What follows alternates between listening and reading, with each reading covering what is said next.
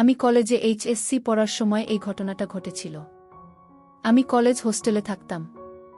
হোস্টেলটা ছিল একতলা বিল্ডিং। আমি সেকেন্ড ইয়ারে উঠার পর হঠাৎ করেই কলেজ কর্তৃপক্ষ ঘোষণা দিল যে হোস্টেল ভেঙে বহুতল করা হবে। আমাদেরকে 2 মাসের সময় দেওয়া হলো, এর মধ্যেই যে যার মতো থাকার জায়গা ঠিক করে নেবে। আশেপাশে আমার কোনো আত্মীয় স্বজন ছিল না। মেসের জন্য কয়েকদিন ঘুরলাম কিন্তু পছন্দ মতো পেলাম না।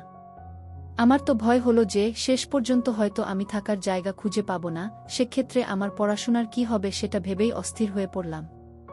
চেষ্টা করে করে যখন হতাশ, তখনই আমার এক বন্ধু খবর দিল যে এক ভদ্রলোক পেইং গেস্ট রাখবে। আমি কাল বিলম্ব না করে সেখানে ছুটলাম। কলেজ থেকে মাইলখানেক দূরে গ্রাম্য পরিবেশে পাকা বাড়ি। বাড়িওয়ালা ভদ্রলোক খুবই অমায়িক, উনি একজন অবসরপ্রাপ্ত সহকারী জজ। বুড়ো বুড়ি ছাড়া বাড়িতে আর কেউ থাকে না।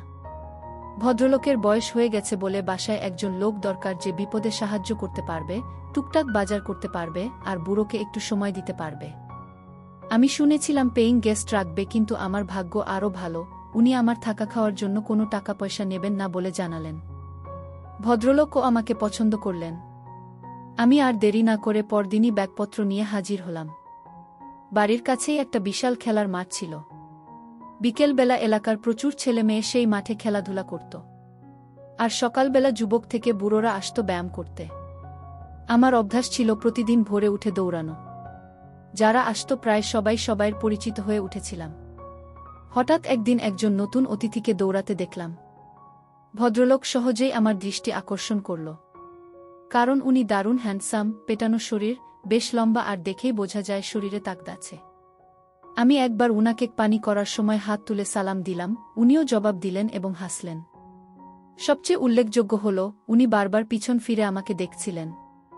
ভদ্রলোক শ্যামলা, কালোই বলা চলে, গোঁফ আছে, তবে দেখেই বোঝা যায় লোকটা খুব মিশুক প্রকৃতির।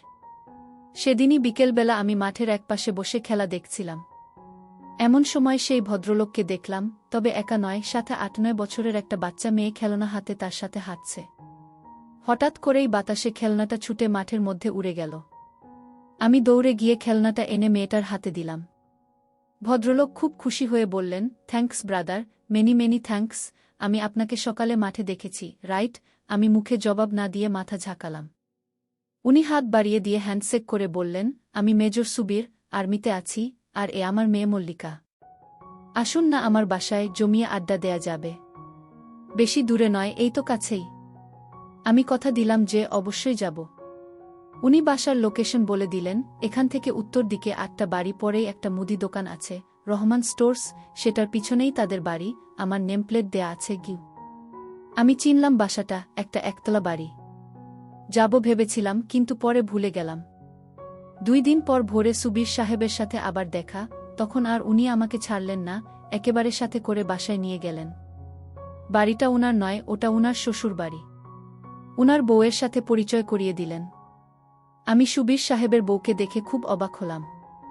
উনার সাথে মানায় না, শুধু বয়সে নয়, রূপেও রাত আর দিন পার্থক্য। উনার বয়স 50-এর কাছাকাছি, কিন্তু উনার বউয়ের বয়স 30-এর উপরে হবে না। মহিলার নাম রেনু, আমি তাকে রেনু আপা বলে ডাকতাম, কারণ ভাইবোন সম্পর্কের মধ্যে কেউ খারাপ কিছু খোঁজে না। রেনু আপা অপরূপ সুন্দরী, যে কোনো পুরুষের হার্টবিট বাড়িয়ে দেওয়ার মতো যথেষ্ট উপাদান তার আছে। রেনু আপা বেশি লম্বা নয়, 5 ফুট মতো হবে। মালা ওদের একমাত্র মেয়ে, ক্লাস 2-তে পড়ছে। নাদুস নুদুস নরম তুলতুলে সে, তবে গায়ের রং ওর বাবার মতোই কালো আর উচ্চতায় মায়ের মতো খাটো। তবে ঝকঝকে সাদা দাঁতের হাসিটা দারুণ, সেই সাথে ওর চেহারাটাও বেশ মিষ্টি। সুবীর সাহেব এতদিন মিশনে ছিলেন বলে রেনু আপা মালাকে নিয়ে বাপের বাড়িতেই আছেন। ওদের আন্তরিকতা আমাকে মুগ্ধ করল। একদিনের পরিচয়ে এই অনাত্মীয় শহরে মনে হলো এরা আমার কতকালের চেনা আত্মীয়। আমি বেশ খানিকক্ষণ গল্প করলাম, নাস্তা না করিয়ে ছাড়ল না। আমার ক্লাস ছিল, সেই জন্য তাড়াতাড়ি চলে আসতে হলো। তবে সুবীর সাহেব আমাকে দিয়ে প্রতিজ্ঞা করিয়ে নিলেন যে সম্ভব হলে প্রতিদিন একবার যেন উনাদের সাথে দেখা করি। আমারও ভালো লেগে গেল, বিশেষ করে মেয়েদের আমার সবসময় ভালো লাগে। রেনু আপার মতো সুন্দরী আর মিশুক হলে তো কথাই নেই। সেদিনের পর থেকে রেনু আপার বাসায় যাওয়া আমার প্রতিদিনের ডিউটি হয়ে গেল, বিশেষ করে টিভি সিরিয়াল দেখার জন্য। তাছাড়া ভিসিআর আছে, মাঝে মাঝে হিন্দি ছবিও দেখা হয়। ছুটি শেষে সুবীর সাহেব তার কর্মস্থলে ফিরে গেলেন। তবে আমার যাতায়াত বন্ধ হল না। সাধারণত আমি রাত ৯টার দিকে যেতাম টিভিতে নাটক দেখার জন্য। মালা ইতিমধ্যেই আমার সাংঘাতিক ভক্ত হয়ে গেছে। আমি গেলে আমাকে ছেড়ে নড়তেই চায় না। আর সাংঘাতিক গা ঘেঁষা স্বভাব মেয়েটার। যতক্ষণ থাকব আমার কোলে বসে থাকবে, না হলে পিঠে চাড়বে। আমি বেল বাজাতেই ছুটে এসে মালাই দরজা খুলে দেয়। আমি ঘরে ঢুকে সোফায় বসার সাথে সাথে আমার কাছে বসে গলা ধরে। আমিও ওকে কাছে টেনে ধরি। মালা শুধু খিলখিল করে হাসে। রেনু আপা মাঝে মাঝে আমাকে বিরক্ত না করার জন্য মালাকে বকা দেয়, কিন্তু আমি আপাকে ওকে বকতে মানা করি। এভাবেই আমাদের দিনগুলি কাটতে থাকে। আমি দিনে দিনে রেনু আপার পরিবারের একজন সদস্য হয়ে উঠি। মেয়ে দুজনের সাথেই আমার সময় গাঢ় হয়ে ওঠে। তবে আমি একজন নারী লোভী হলেও মালার সাথে আমার সম্পর্ক ছিল একেবারেই নির্ভেজাল, স্বাভাবিক। আমার মনে ওই বাচ্চা মেয়েটা সম্পর্কে কোনো খারাপ উদ্দেশ্য ছিল না। এমনকি রেনু আপা একটা আইটেম হলেও আমি তাকে খুবই সম্মানের চোখে দেখতাম। এক কথায় ওই পরিবারের সাথে আমি একেবারেই সুস্থ স্বাভাবিক একটা সম্পর্ক গড়ে তুলতে চেয়েছিলাম। কিন্তু আমার দুর্ভাগ্য আমাকে সেটা হতে দিল না। জানি না কেন, আমি যেখানেই যাই সেখানেই কোনো মেয়ে মানুষের সাথেই আমার সম্পর্ক সঠিক পথে থাকে না। এখানেও থাকল না।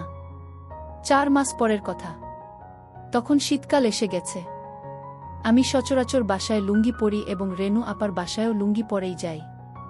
শীতের জন্য কয়েকদিন হলো গায়ে একটা চাদর জড়াচ্ছি। মালা যথারীতি আমার কোলে বসে এবং চাদরের ভিতরে ঢুকে পড়ে।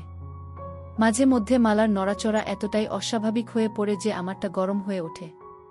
কিন্তু আমি এই পরিবারের সাথে সম্পর্কটা নষ্ট করতে চাই না বলে খুব সাবধান থাকি, যাতে আমার দিক থেকে কোনোরকম দুর্বলতা প্রকাশ হয়ে না পড়ে। কিন্তু সবসময় মনে হয় আমরা যা চাই বিধাতা তা চান না। প্রকৃতপক্ষে সবই তো তার দখলে। একদিন আমি যথারীতি রেনু আপার বাসায় গিয়ে ড্রয়িং রুমে টিভি ছেড়ে বসলাম। আপা রান্নাঘরে ব্যস্ত ছিল বলে আমাকে বসতে বলে চলে গেল। মালা পড়াশোনা করছিল। আধ ঘন্টা পরে মালা পড়া শেষ করে ড্রয়িং রুমে এলো। আমাকে দেখেই ছুটে এসে আমার 2 পাশে পা দিয়ে কোলে বসে গেল চাদর সরিয়ে। মালা কখনো বসে স্থির থাকে না, সেদিনও বেশিক্ষণ স্থির থাকল না।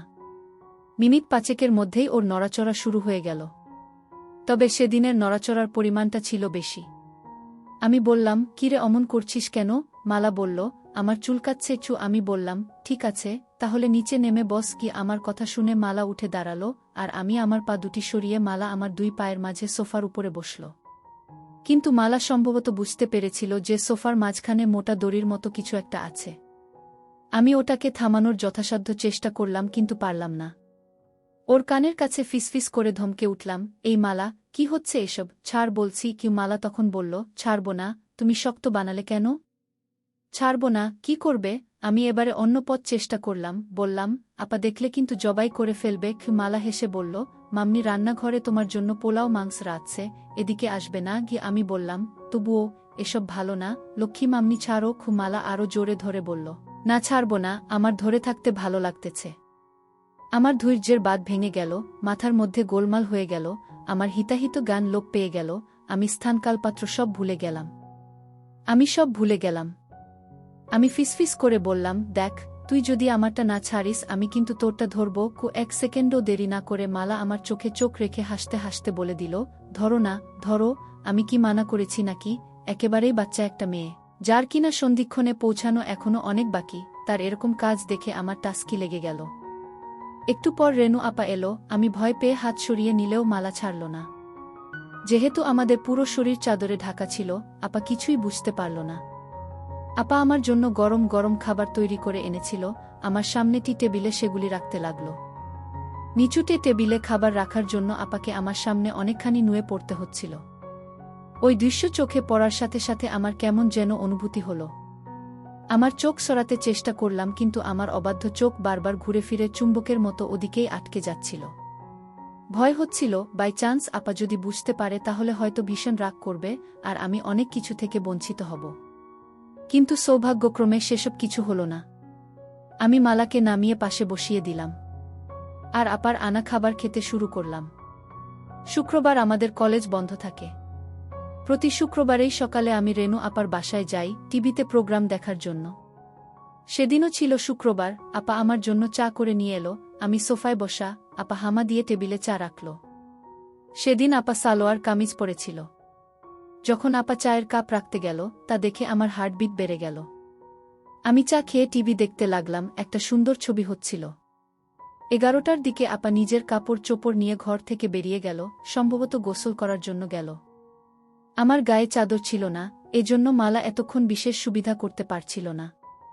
এবার মালা তার কাজ শুরু করে দিল। আমার কৌতূহল চেপে রাখতে না পেরে আমি জানতে চাইলাম, ও এসব কোথা থেকে শিখেছে। মালা প্রথমে আমাকে কসম খাইয়ে নিল যে আমি কাউকে এটা বলবো না।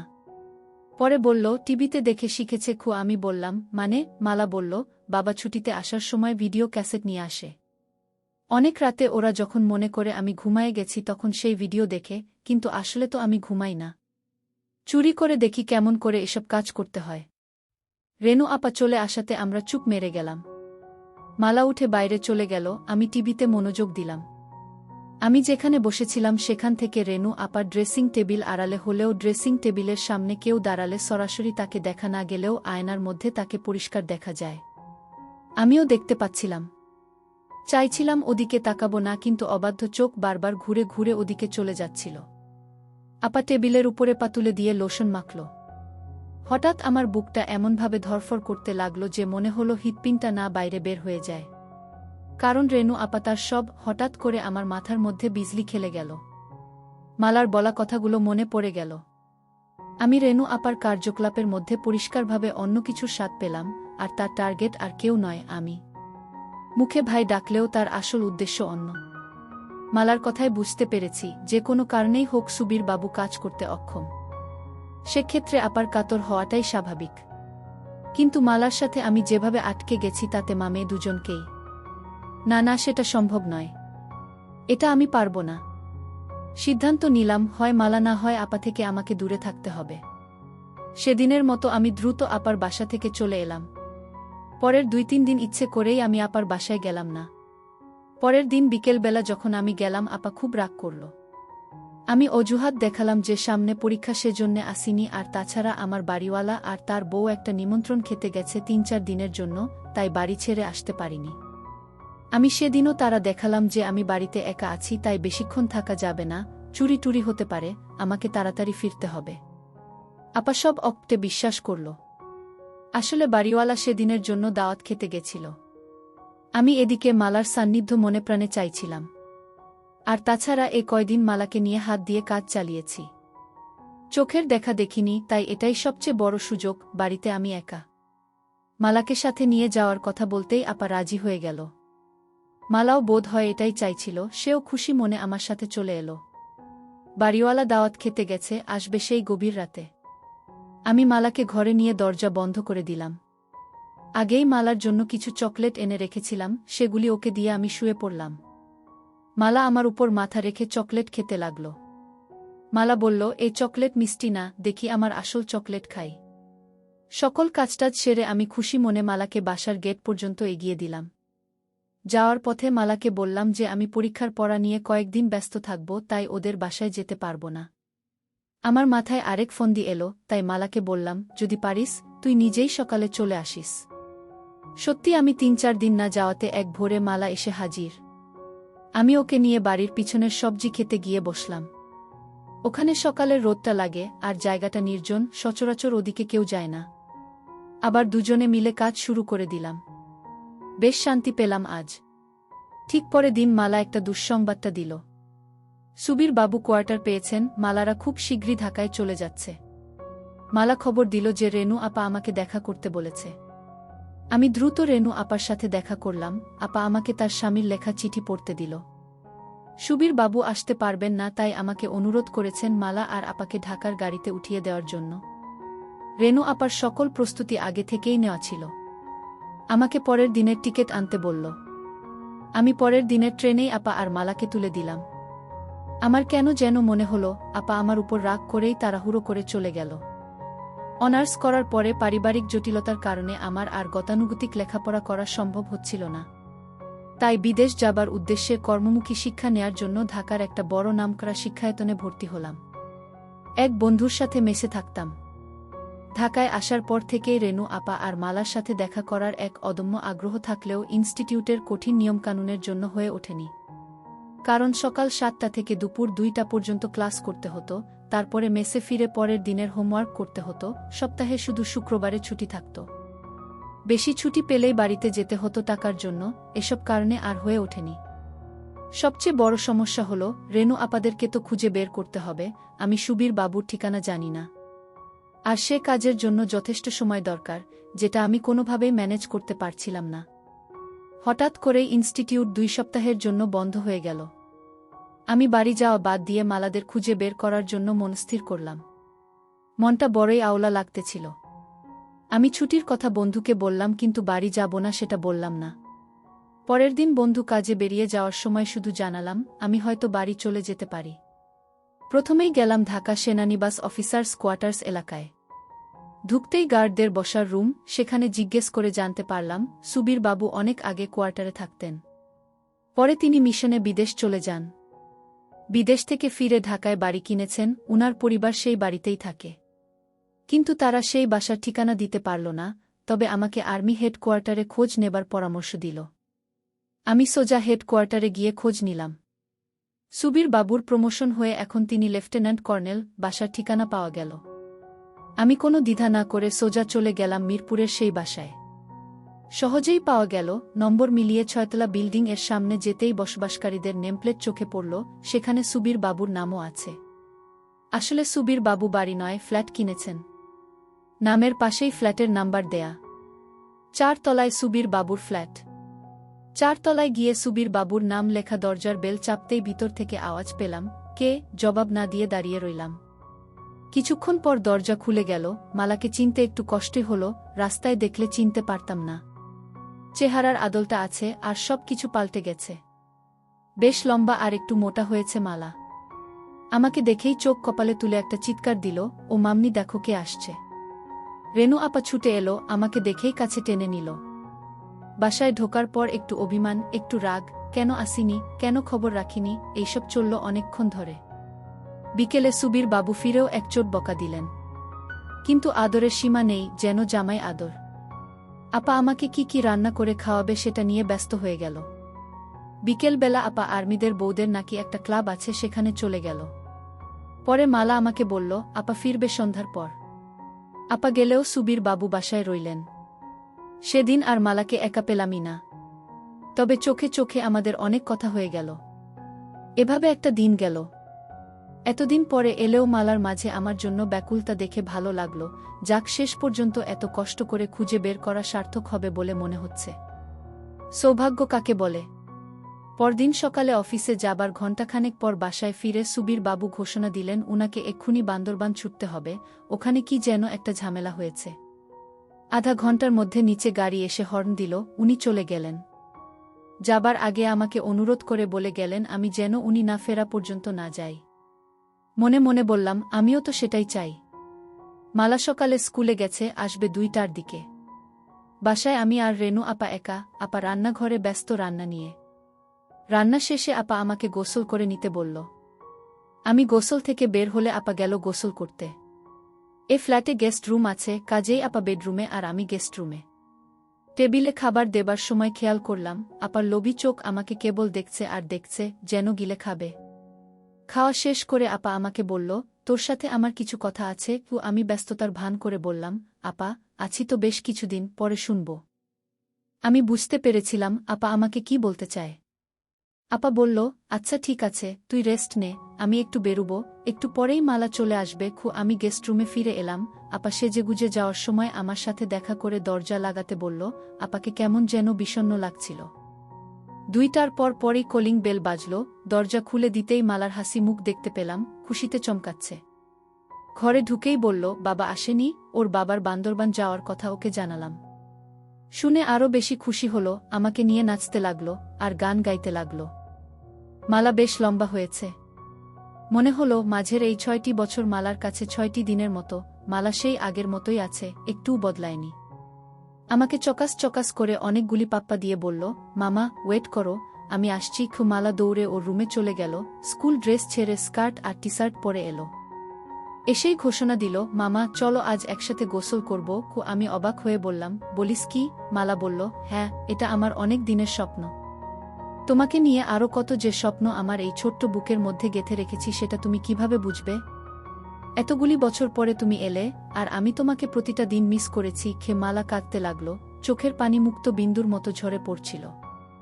একটু স্থির হয়ে আবার আমাকে তাড়া দিল, কই চলো, বললাম না একসাথে গোসল করব? আমি বললাম, কিন্তু আমি তো গোসল করে নিয়েছি। মালা বলল, তাতে কি? আমি বললাম, তুই সত্যিই একটু বদলাসনি, কেবল বড়ই হয়েছিস। মালা হাসল, বলল, বড় তো হয়েছিই তোমার জন্য। তখন যা যা পারোনি, এখন সব উসুল করে নাও, তোমাকে সব উজাড় করে দেব, এটা আমার অনেক দিনের আশা। মালাকে বললাম, একটা সত্যি কথা বলবি? তুই কি এখনো ইনটেক? মালা বড় বড় চোখ করে আমার দিকে তাকিয়ে বলল, মামা, তুমি তোমার মালাকে চেনো না? তুমি ছাড়া এই দুনিয়ায় আর কে আছে যে আমাকে আনবক্স করবে? আমি তো তোমার জন্যই সব জমিয়ে রেখেছি। আমাদের প্রথম প্রথম একটু কষ্ট হলেও আস্তে আস্তে মজা চলে এলো। মালাও দারুণভাবে এনজয় করতে লাগল। সন্ধ্যার পর রেনু আপা এলে আমরা বসে বসে অনেক গল্প করলাম। রেনু আপা আমার দিকে কি রকম করে যেন চোখে তাকাচ্ছিল। রাতে আমি শুয়ে পড়ার পরে আগের রাতে সুবীর বাবু আমার মশারি টাঙিয়ে দিয়েছিল। সেদিন রাতে সুবীর বাবু না থাকাতে আপাকে দেখলাম মশারি হাতে আমার বিছানার কাছে আসতে। আমি ঘুমের ভান করে মটকা মেরে পড়ে রইলাম। আপা প্রথমে লাইট অফ করে ডিম লাইট জ্বালালো, তারপর আমার পাশে খাটের উপর বসল। কতক্ষণ বসে আপা কি যেন ভাবল, তারপর উঠে মশারি টাঙিয়ে দিয়ে চলে গেল। সেদিন রাতেও আপা আমার পাশে বিছানায় অনেকক্ষণ বসে রইল। আমি জানতাম আপা কি চায়, কিন্তু ও যে মালার মা। আমি যদি মালাকে বিয়ে করতাম, তাহলে রেনু আপা আমার শাশুড়ি হতো। আমি কিছু বলতেও পারছিলাম না আপা কষ্ট পাবে বলে, আবার মেনে নিতেও কষ্ট হচ্ছিল। আপাকে আমি অন্য চোখে দেখতাম, মনে মনে খুব শ্রদ্ধা করতাম। মাথার মধ্যে আমার চিন্তার ঝড় বয়ে যাচ্ছে, একটা দ্বন্দ্ব চলছিল। শেষ পর্যন্ত সিদ্ধান্ত নিলাম, না, এমন কাজ করা যাবে না। কারণ ও যে মালার মা, ওকে যে আমি বড় শ্রদ্ধার চোখে দেখি। তাই আপা যখন কাছে চলে এলো, আমি বললাম, ছি আপা, এ কি করছা? আপা যেন পাগল হয়ে গেল।